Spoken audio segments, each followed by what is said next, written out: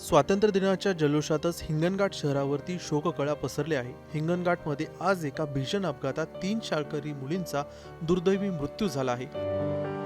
भरधाव ट्रॅव्हलच्या धडकेत या तिन्ही मुली जागीच गंभीर जखमी झाल्या आणि उपचारादरम्यान त्यांनी अखेरचा श्वास घेतला. ही हृदयद्रावक घटना हिंगणघाट शहरातील आंबेडकर शाळेजवळ घडली. स्वातंत्र्य दिनाचा शालेय कार्यक्रम आटपून तिन्ही मुली दुचाकीनं घरी परतत होत्या. याच वेळी मागून भरधाव वेगाने आलेल्या एका ट्रॅव्हल्सने त्यांच्या दुचाकीला जोरदार धडक दिली. धडक इतकी भीषण होती की तिन्ही मुली रस्त्यावरती फेकल्या गेल्या आणि गंभीर जखमी झाल्या. त्यांना रुग्णालयात दाखल करण्यात आलं, मात्र उपचारादरम्यान तिन्ही मुलींचा मृत्यू झाला.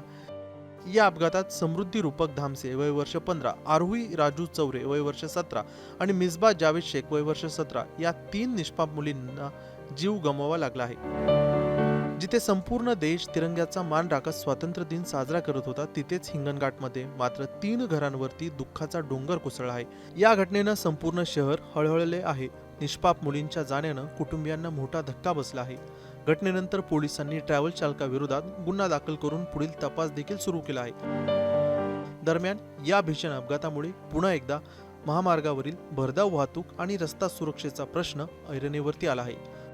मुंबई तकसाठी सुरेंद्र रामटेके, वर्धा.